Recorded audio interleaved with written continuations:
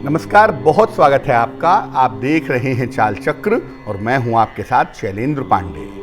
हिंदू धर्म एकमात्र ऐसा धर्म है जो आध्यात्म पर आधारित है, जिसका उद्देश्य जीवन में ईश्वर की उपलब्धि है। जीवन जीने का तरीका तो ये धर्म सिखाता ही है, साथ ही साथ ईश्वर की उपलब्धि कैसे होगी, जीवन का दर्शन क्या होगा, ये बात जो धर्म बताता है, बता सकता है, वो हमारा हिंदू धर्म है, हमारी सनातन परंपरा है।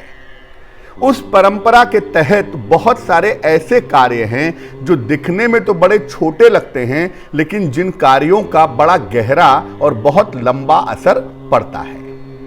हमारी परंपरा में तिलक लगाने की परंपरा भी पाई जाती है और हम पूजा उपासना में शुभ कार्य के अवसर पर अपने मस्तक पर तिलक लगाते हैं। तिलक लगाने का धर्म क्या है और तिलक लगाने का विज्ञान क्या है, आज इस विषय पर बात करेंगे। चाल चक्र में आज क्या खास है, चलिए बताते हैं आपको। चाल चक्र में आज बात करेंगे कि तिलक लगाने की महिमा आखिर क्या है। बात करेंगे कि तिलक लगाने के नियम क्या हैं, किस तरीके से लगाया जाएगा और तिलक लगाने से ग्रह कैसे मजबूत होंगे, ग्रहों को शक्ति कैसे मिलेगी, इस विषय पर भी बात करेंगे। तो दिखने में तिलक लगाना एक छोटी प्रक्रिया मानी जाती है, लेकिन तिलक लगाने की बड़ी महिमा है, बड़ा गहरा अर्थ है। सबसे पहले जानते हैं कि तिलक का आखिर महत्व क्या है। देखिए, तिलक लगाना हिंदू परंपरा में प्रयोग किया जाने वाला एक विशेष कार्य है। हिंदू परंपरा में तिलक लगाने को एक बहुत महत्वपूर्ण काम माना जाता है, एक बहुत पवित्र कार्य माना जाता है। बिना तिलक लगाए न तो पूजा की अनुमति होती है और न ही पूजा संपन्न मानी जाती है। आप कोई अनुष्ठान करते हैं, कोई पूजा करते हैं, तो सबसे पहले आप तिलक लगाते हैं अपने मस्तक पर। उसका एक विज्ञान है, वो आगे समझाएंगे, लेकिन सामान्यतः किसी भी तरह की पूजा में और किसी भी तरह के अनुष्ठान में तिलक लगाना बहुत ज्यादा जरूरी होता है। तिलक दोनों भौं के बीच में, यानी ये जो दोनों आईब्रोज हैं इसके बीच में लगाते हैं, या कंठ पर लगाते हैं, या अपने नाभि पर लगाते हैं। बहुत सारे लोग अपनी भुजाओं पर भी तिलक लगाते हैं और अपने ललाट पर भी तिलक लगाते हैं, लेकिन तिलक मुख्यतः लगाने की जो दो जगहें हैं, वो एक तो मस्तक पर है भौं के बीच में, और एक है अपने कंठ के ऊपर। ये दो सबसे अहम जगह हैं जहां पर तिलक लगाया जाता है।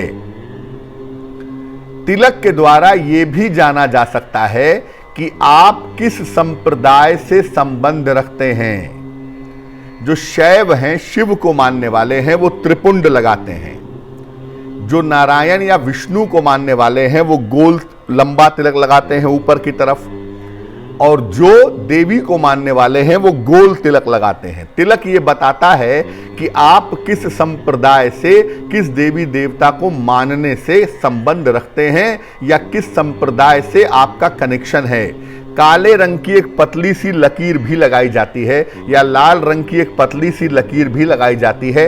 ये भी बताता है कि आप किस संप्रदाय से हैं। वैष्णव में हैं तो वैष्णव में किस संप्रदाय से हैं, और शैव में हैं तो किस संप्रदाय से हैं। तिलक लगाने से स्वास्थ्य उत्तम होता है, मन को एकाग्र और शांत होने में मदद मिलती है।